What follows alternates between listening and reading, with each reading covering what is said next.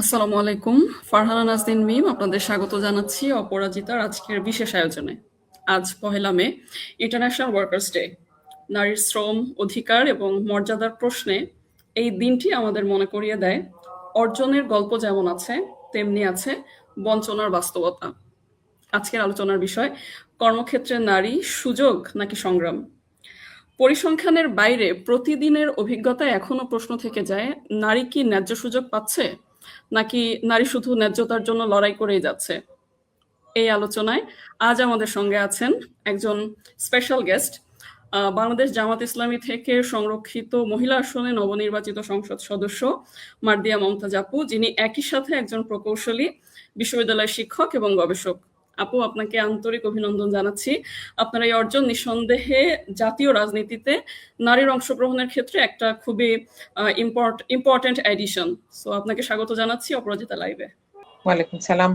অপরাজিতাকে ধন্যবাদ আমাকে আমন্ত্রণ জানানোর জন্য। আচ্ছা আপু, আমরা সরাসরি প্রশ্নেই চলে যাব। তার আগে আমি একটু আমাদের অডিয়েন্সদেরকে বলতে চাচ্ছি যে যারা আমাদের সঙ্গে আজকে যুক্ত আছেন, আপনারা আসলে কি মনে করেন, নারীর জন্য তার যে কর্মক্ষেত্র এখনো কি সেটা একটা সুযোগ মাত্র, নাকি এ ব্যাপারটা এখনো স্ট্রাগল? আপনারা কমেন্ট লিখতে পারেন, আমরা আপনাদের মতামত শুনতে চাই। আপু, শুরুতেই একটা ছোট্ট প্রশ্ন দিয়ে শুরু করতে চাচ্ছি। আপনি ব্যক্তিগতভাবে আপনার যে যাত্রা, এই ব্যাপারটিকে আসলে কিভাবে দেখছেন? একজন নারী হিসেবে আপনি কি সুযোগ বেশি পেয়েছেন, নাকি সংগ্রামটাই বেশি ছিল? আসসালামু আলাইকুম। আসলে এখানে বিষয়টাকে আমি একটু শুরুতেই বলবো যে ক্যাটেগরাইজ করার আগে একটা জিনিস মনে রাখা দরকার। সেটা হচ্ছে যদিও আমরা আমাদের পরিবার বা কোন জায়গায় আসবো সেটা চুজ করি না, এটা আল্লাহ চুজ করে দেন। তো সেই হিসেবে আমি মোটামুটি সমাজের এমন একটা প্রিভিলেজড অংশের থেকে এসেছি। আল্লাহ আমাকে সেখানে পাঠিয়েছেন, যেটাতে আমার কোনো হাত ছিল না। তো সেখানে এই বিষয়টাকে নিয়ে আমাকে এবং এটার সাথে আরো একটা ব্যাপার হচ্ছে যে এমন একটি মুসলিম পরিবারে আমার জন্ম, যেখানে আসলে মেয়েদের যেভাবে ঠিক যত্ন নিতে হয় তার ভবিষ্যৎ কিংবা তার পড়াশোনার জন্য, সেই যত্ন নেওয়ার জায়গাটিতে আমার কোনো পরিশ্রম করতে হয় নাই। এটা আগে থেকেই ঠিকঠাক ছিল।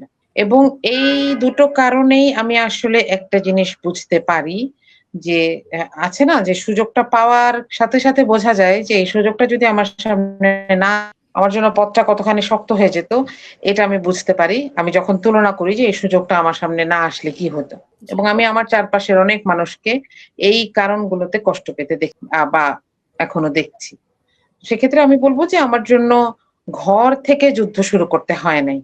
এমনকি আমার যে শিক্ষা প্রতিষ্ঠান কিংবা আমার কর্মক্ষেত্র, সেখানে অনেক বেশি বৈষম্য কিংবা অনেক বেশি অসামঞ্জস্য দেখেছি, এটাও আমার মনে হয় না। তবে এইটা ঠিক যে যেই মেয়েরা কাজ করতে আসেন কিংবা যে মেয়েরা পড়াশোনা করতে আসেন, তাদেরকে বিশেষ করে আমি যে প্রকৌশলী, সে কারণে আমাকে ইঞ্জিনিয়ারিং পড়ার এই লম্বা যাত্রাটাতে অনেক ধরনের ব্যাপার পার হতে হয়েছে।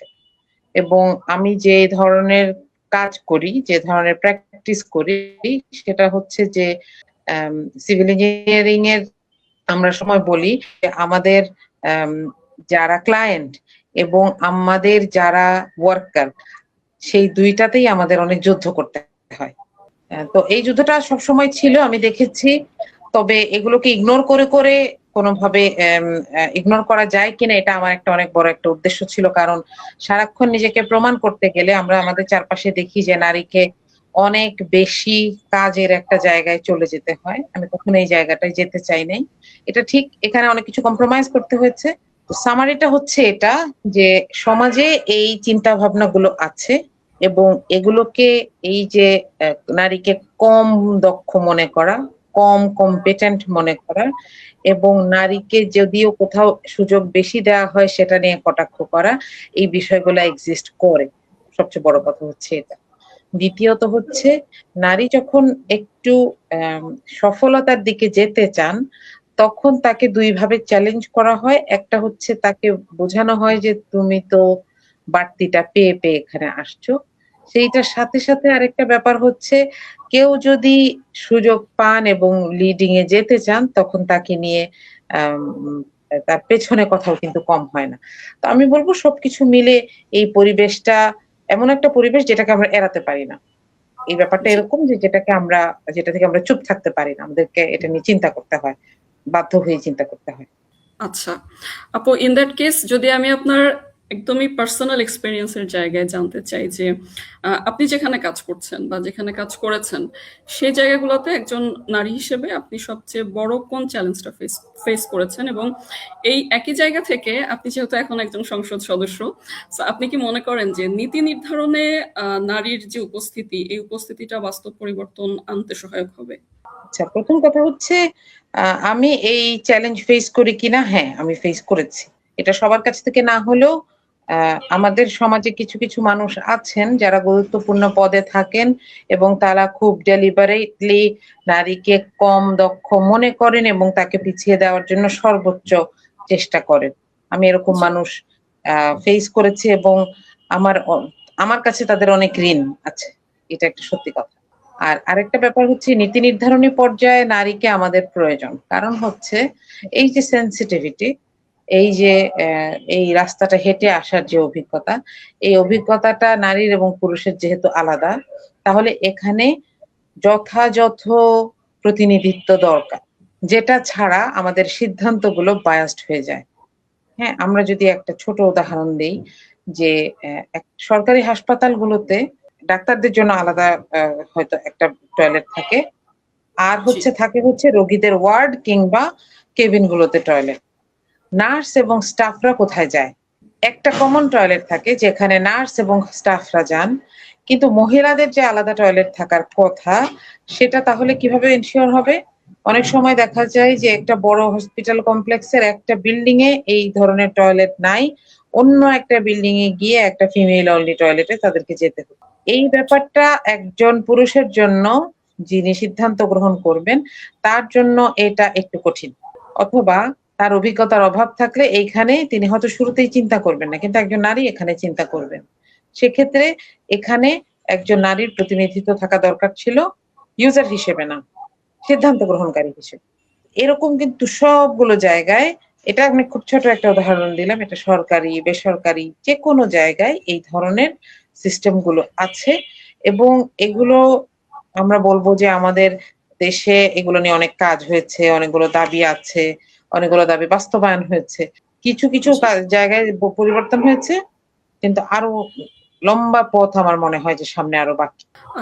আপু আরেকটা প্রসঙ্গে যদি আসি যে আমরা অলমোস্ট সবসময় শুনি এখন যে নারীরা এখন আগের চেয়ে অনেক বেশি অ্যাডভান্সড তাদের অ্যাডভান্সমেন্ট নিয়ে অনেকেই কাজ করছে কিন্তু যদি গ্রাউন্ড রিয়ালিটিতে আসি তাহলে এই অগ্রগতিটা আসলে কতটা ইকুয়ালি পৌঁছেছে অথবা সমান কাজের জন্য সমান মজুরির একটা বিষয় বাংলাদেশে আছে এটা এখন একটা স্ট্রাগলের বিষয় সেম কাজে একজন পুরুষ যে মজুরি পাচ্ছে একজন নারী সেই মজুরি পাচ্ছে না সো এই জায়গাগুলোতে আসলে উইমেন এম্পাওয়ারমেন্টকে যখন একটা ব্র্যান্ড হিসেবে দেখানো হচ্ছে যেই যুগে সেই যুগে কেন এখনো আসলে এই স্ট্রাগলটা এত সরব মানে এই ব্যাপারটিকে আপনি কিভাবে দেখেন?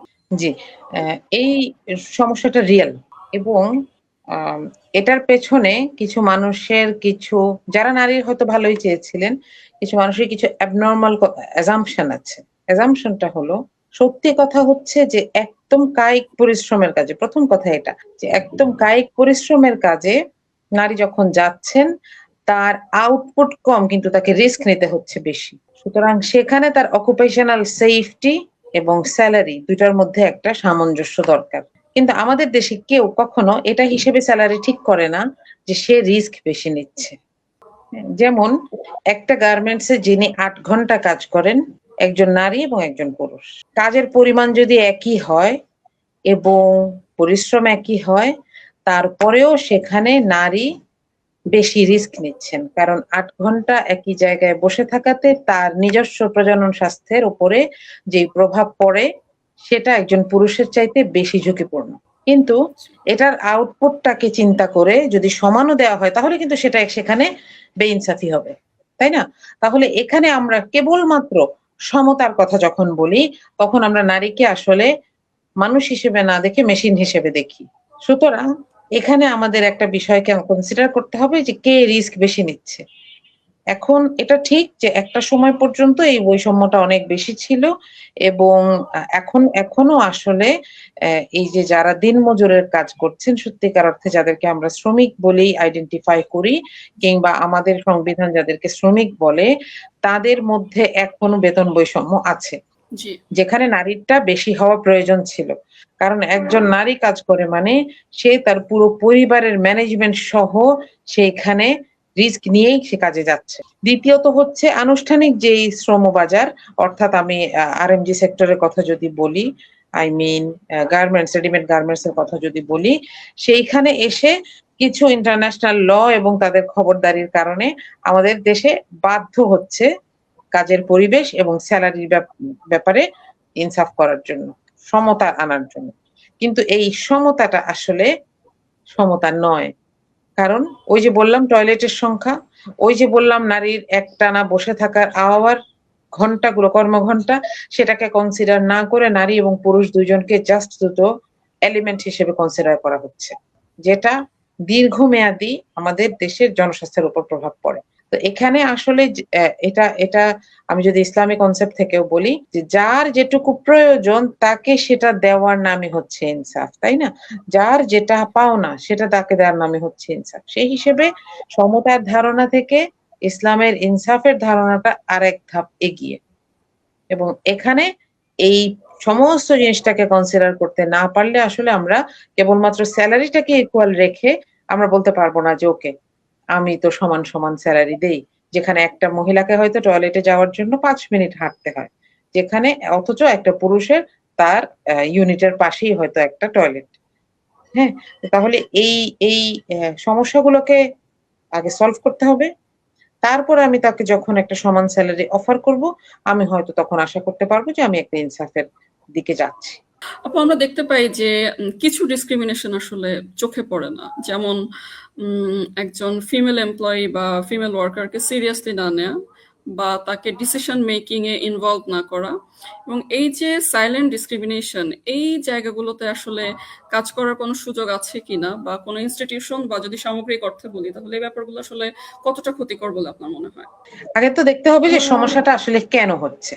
হ্যাঁ, এবং এখানে আমার একটা জিনিস মনে হয় যে এই জায়গাটা শুধু নারীর জন্য ডিফিকাল্ট সেটা না, এটা পুরুষের জন্য ডিফিকাল্ট। এখন নারীর সাথে যেটুকু হচ্ছে অথবা পুরুষের সাথেও যেটুকু হচ্ছে, এটার জন্য আমাদের যেটা দরকার সেটা হচ্ছে যে আমরা যখন পড়ালেখা শিখছি, আমরা যখন প্রফেশনে যাচ্ছি, সেই সময়টাতে নারীর ভিতরে ব্যক্তিত্বের একটা ডেফিনিট একটা জায়গা তৈরি করে দেওয়া জরুরি। এখন আমাদের শিক্ষা প্রতিষ্ঠান যদি সেটা না করতে পারে, তাহলে আমাদেরকে প্রাইভেট কোনো একটা জায়গায় যেতে হবে যে নারীর যেন এই প্রপার গ্রুমিংটা হয় এবং সেখানে সে তার ব্যক্তিত্ব অনুযায়ী কাজ করতে পারেন। এখন আমাদের দেশে প্রফেশনালিজম শেখানোর, দুঃখজনক হলেও সত্যি, প্রফেশনালিজম শেখানোর কোনো অফিসিয়াল ইনস্টিটিউশন নাই। সুতরাং আমাদের নারীরা এই গ্রুমিং শিখছেন কার থেকে? হয়তো কারো থেকে শুনে অথবা পুরুষের থেকে শিখে তিনি পুরুষের মতন হয়ে গিয়ে তারপর সম্মান আদায়ের চেষ্টা করছেন, যেটা তার জন্য কষ্টকর। অথবা এমন একটা জায়গায় গিয়ে নিজেকে ভাবছেন যে আমি তো আসলে মনে হয় যোগ্য না। আমাদের পার্সোনালিটি গ্রুমিংটা আসলে খুব গোড়া থেকেই তৈরি হওয়া দরকার, পরিবার থেকেও তৈরি হওয়া দরকার এবং এইটাকে নিয়ে অনেক কাজ হওয়া দরকার। আমাদের যেরকম কোচিং সেন্টার থাকে স্কুল থেকে এবং মেয়েদের ছেলেদের আলাদা ব্যাচ থাকে, আমার কাছে এই জিনিসটা খুব প্রয়োজন বোধ হয় যে আমাদের এই জায়গাগুলো থাকা উচিত। আমি একটা ছোট্ট এরকম কয়েকটা প্রফেশনাল কোর্সে ট্রেইনার হিসেবে ছিলাম এবং আমি দেখেছি যে আম একটা মেয়েকে যখন ইউনিভার্সিটি থেকে এসে শিখে যে তাকে নিজেকে প্রেজেন্টেবল হইতে হয়, আমি এক্সপ্লেইন করি যে তার কনটেন্ট কি সেটার চাইতে তাকে নিজেকে প্রেজেন্টেবল হতে হয় এটা শেখানো হয় একটা মেয়ে এবং ছেলে দুইজনকেই। এটা একটা ছেলেকে যেভাবে কনফিডেন্ট করে একটা মেয়েকে সেভাবে কনফিডেন্স লেসনেস এ ভুগতে সাহায্য করে। সে সারাক্ষণ ভাবতে শুরু করে আমি তো ইনাফ না, আমাকে মানুষের সামনে যাওয়ার জন্য অনেক কিছু চেঞ্জ করতে হচ্ছে, তাহলে আমার অরিজিনাল যে প্যাটার্ন, আমার অরিজিনাল যেটা সেটা আসলে ইনাফ না। তো এটা একটা আমি বলবো এটা একটা সোশ্যাল কনস্ট্রাক্ট, এটার বিরুদ্ধে আমাদেরকে অনেক চিন্তা ভাবনা করে এবং সুদূর প্রসারী পরিকল্পনা নিয়ে কাজ করা উচিত। কিন্তু আনুষ্ঠানিকভাবে মানুষকে প্রফেশনালিজম এবং প্রফেশনাল অনেস্টি, প্রফেশনাল ইন্টিগ্রিটি শেখানোর জায়গা থাকা দরকার। যার কারণ এটা এটা শুধু আমি হাইফাই চাকুরি কিংবা আমি কর্পোরেট ওয়ার্ল্ড এর জন্য বলছি না। যেই মেয়েটা হয়তো একটা দোকানে কাজ করেন, তারও একটা ব্যক্তিত্বের ব্যাপারে ধারণা থাকা দরকার। যে আমি এখানে কতটুকু নিজেকে প্রেজেন্ট করব, কতটুকু আমি এটা নিয়ে সন্তুষ্ট থাকব এবং আমার পাওনাটাকে আমি কিভাবে আদায় করব। যেন আমাকে নিয়ে কেউ সুযোগ নিতে না পারে। এটা থাকলে তার জন্য ব্যাপারটা ঝুঁকি কম হবে এবং তিনি তার মর্যাদা নিয়ে সেখানে টিকে থাকতে পারবেন। এবং একজন এমপ্লয়ার কিন্তু যদি আমি গোড়ার কথা চিন্তা করি, একজনকে যখন হায়ার করে, একবার করে ফেলে, সে কিন্তু তার কাছ থেকে কাজই চায়। জি। তার যদি কোনো অসৎ উদ্দেশ্য থাকে তাহলেও যেই মেয়েটা কাজের জন্য সেখানে গেছে তাকে কিন্তু সে বেশি দিন রাখবে না। তাহলে একটা মেয়ে যখন এক জায়গায় কাজই করছে, তাহলে তার কাজের দক্ষতার মাধ্যমে সে কিভাবে আস্থা অর্জন করবে এবং সামনের দিকে এগিয়ে যাবে, এই জায়গাটা তার জানা দরকার। এবং এই জায়গাটা তার একটা কি বলবো, তার একটা নিজস্ব একটা পরিকল্পনা থাকা দরকার। আমরা যতক্ষণ না পর্যন্ত আমাদের মেয়েদেরকে এই জায়গাটা শেখাতে পারবো, আমাদেরকে আসলে মেয়েদেরকে ভালনারেবল হিসেবে দেখতে হবে। আচ্ছা আপু, একই প্রসঙ্গে যদি আমি ওয়ার্ক প্লেসে হ্যারাসমেন্টের বিষয়টাতে আসি, এটাকে অনেক সময় দেখা যায় যে ফান হিসেবে উড়িয়ে দেওয়া হয়। তো এই জায়গায় আসলে আহ, সবচেয়ে জরুরি পরিবর্তন কি হওয়া উচিত? এক, আবার আইন এবং নীতিমালা যদি থাকে, ইন দ্যাট কেস সেটার বাস্তব প্রয়োগে আসলে কোন জায়গাগুলোতে আসলে ল্যাকিংস আছে বলে আপনি দেখছেন? একটা বিষয় হচ্ছে আমরা হ্যারাসমেন্টকে শুরুতেই আইডেন্টিফাই করতে পারি না। এটা বড় একটা বিষয়। প্রথম কথা হচ্ছে হ্যারাসমেন্টকে হ্যারাসমেন্ট হিসেবে জানার দরকার আছে। আমি ওই যে গ্রুমিং বলছি না, সেই জি। গ্রুমিং এরই একটা পার্ট এটা, যে আমি হ্যারাসমেন্টকে আইডেন্টিফাই করতে পারবো। এবং এই হ্যারাসমেন্টের সংজ্ঞায় খুব পরিষ্কার বলা আছে যে একজন কোনো একটা কাজে তাকে এমন কিছু শব্দ বলছে, এমনকি আমাকে একটা মেয়েকে আনসেফ ফিল করাচ্ছে, এটাকেও কিন্তু হ্যারাসমেন্ট হিসেবে আইডেন্টিফাই করা যায়। মজার ব্যাপার হচ্ছে হ্যারাসমেন্ট কিন্তু দুই পক্ষের সাথেই ঘটে, নারী এবং পুরুষ। এবং জি। আমরা এগুলোকে আসলে দুই পক্ষ এগুলোকে রিপোর্ট করাতে দুই ধরনের চ্যালেঞ্জের মুখোমুখি হন। পুরুষকে বোঝানো হয় যে কেমন পুরুষ যে তোমাকে আরেকটা মেয়ে বিরক্ত করে আর তুমি সুযোগ নিতে পারো না। এটা একটা বিষয়। দ্বিতীয় বিষয়টা হচ্ছে মেয়েদের সাথে যে বিষয়টা বেশি হয়, যে আমরা আমরা স্বভাবতই ধরে নেই যে এক হাতে তো আর তালি বাজে না, তাহলে নিশ্চয়ই মেয়েটার পক্ষ থেকেও এমন এমন কোনো একটা ব্যাপার ছিল। এই যে এই কথাটা বলা হবে, এটার একটা সুন্দর নামও আছে, আস্কিং ফর ইট, রাইট? আমরা এটা কর্পোরেটে অনেক বেশি ব্যবহার দেখি। তো এই জায়গাটাতে আসলে আমাদেরকে শিখাতে হবে আমাদের মেয়েদেরকে যে এই চ্যালেঞ্জ গুলোকে আমাদেরকে আসলে ওভারকাম করতে। কে কি বলল সেটার চাইতে বড় ব্যাপার হচ্ছে একটা ওয়ার্ক প্লেসকে আমি নিরাপদ হিসেবে তৈরি করব। এটার জন্য আমার তো একটা কমিটমেন্ট আছে। সেই কমিটমেন্টটা আমার এমপ্লয়ারের কমিটমেন্টের চাইতে বেশি। আমাকে এটা রিপোর্ট করতে হবে এবং সেই রিপোর্টের সময় যে ফরমাল যে কোয়েশ্চেন গুলা মানে রুটিন কোয়েশ্চেন গুলা করা হয়, যে আপনি কি জানেন, আপনি কি সজ্ঞানে করছেন, আপনি কি জানেন এটার কারণে তার বিরুদ্ধে ব্যবস্থা নেওয়া হবে অথবা প্রমাণ করতে না পারলে আপনার বিরুদ্ধে ব্যবস্থা নেওয়া হবে। এবং এইগুলো নিয়ে নানা ধরনের আলাপ আলোচনা তখন চলতে থাকে। অনেক সময় এই যে রিপোর্ট করার পরবর্তী যে তিক্ততা, এটা সহ্য করতে পারবেন না দেখে অনেক নারী এই ধরনের ব্যাপার সহ্য করে যেতে থাকেন। কিন্তু এখানে একটা আমি বলব যে এখানে একটা ডেডলাইন আছে। ডেডলাইনটা হচ্ছে একটা সময় হ্যারাসমেন্টের কারণে যেটা হয়, একটা সময় হ্যারাসারের কাছে হয় আত্মসমর্পণ করতে হয়, আর না হয় একটা সময় চাকরিটা ঠিক ছেড়েই দিতে হয়। তাহলে আমি কেন ডে 1 কিংবা ডে 2 তে এটা রিপোর্ট করব না? এবং তারও আগে আমার প্রয়োজন এই ব্যাপারে স্ট্রেইট ফরওয়ার্ড থাকা। আপনি এটা করছেন আর আমি এটা পছন্দ করি না। অনেক সময় আমরা দেখি যে একই মানুষ সে ২ জন নারী সহকর্মীর সাথে ২ ধরনের। কারণ একজন একটু কড়া আর আরেকজন হয়তো বিষয়টাকে ওইভাবে প্রতিবাদ করতে পারছেন না। বিভিন্ন কারণে তার কাছে হয়তো চাকরিটা দরকার, তার হয়তো এখানে কিছু বেসিক নিড আটকে আছে অথবা কোনো একটা প্রমোশন আটকে আছে, হ্যাঁ? তো এই বিষয়গুলো আসলে জটিল।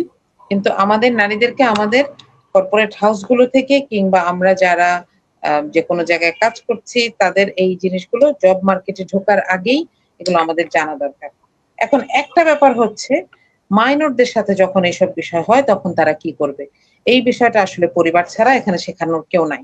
আমাদের পরিবারগুলোতে আমাদের শিখাতে হবে যে যখন একজন হ্যারাস করতে আসছেন তার সাথে তুমি কি অ্যাক্ট করবা, তার সাথে তুমি কিভাবে কথা বলবা এবং কিভাবে প্রতিবাদ করবা।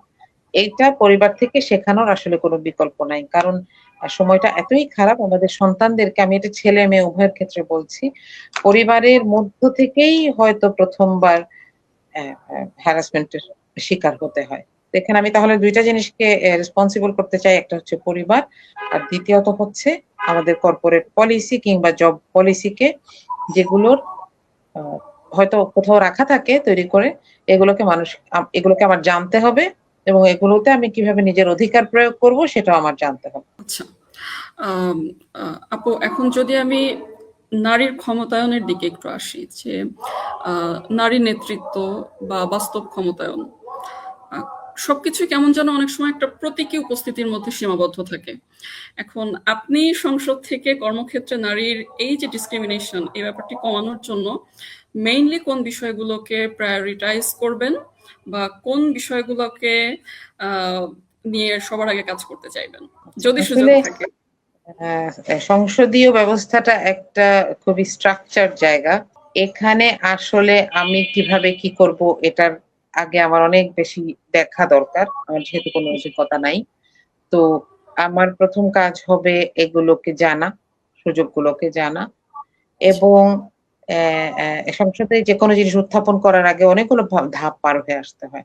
হুম, তো এই ধাপগুলোতে আসলে বাংলাদেশে কাজ করার সুযোগ আছে কিনা সেগুলোকে এক্সপ্লোর করা হবে এর পরের কাজ এবং সে অনুযায়ী কাজ করতে চাই ইনশাআল্লাহ। তবে আচ্ছা।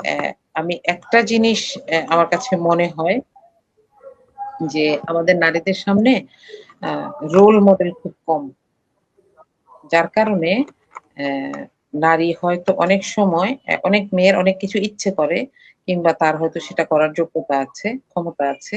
কিন্তু সে সেখানে যায় না কারণ কোন মেয়েকে তো এখন পর্যন্ত দেখি নাই। এরকম একটা ব্যাপার আসে। হ্যাঁ?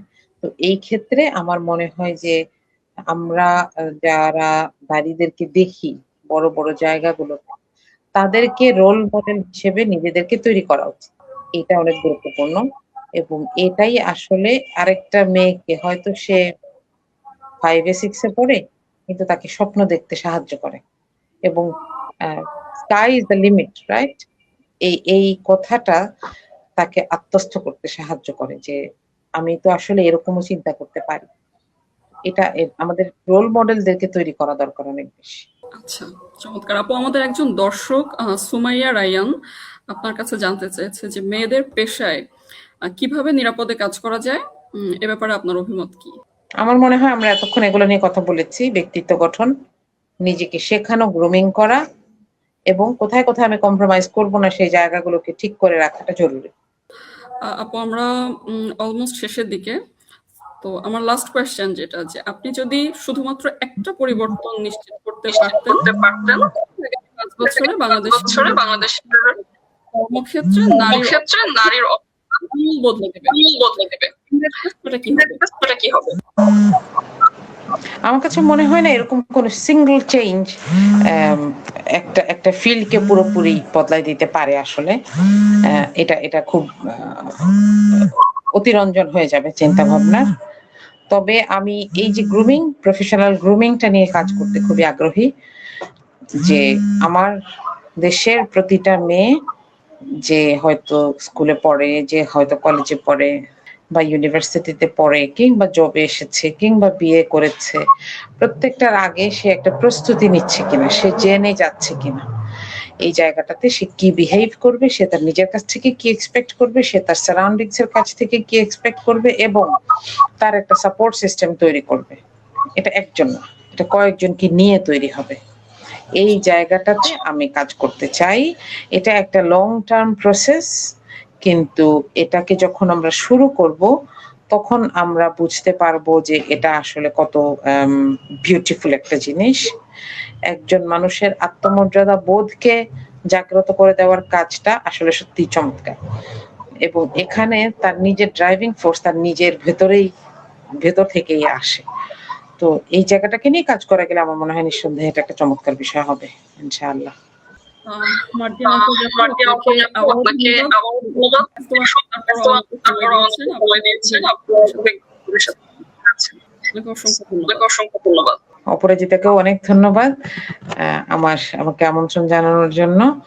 আমি অপরাজিতার সাফল্য কামনা করি এবং চাই যে অপরাজিতা বাংলাদেশের মেয়েদেরকে এই সচেতনতাটা তৈরির জন্য চেষ্টা করবে এবং প্রত্যেকটা মেয়ের কাছে এই খবরটা পৌঁছে দেবে যে প্রত্যেকটা মানুষ আসলে মূল্যবান।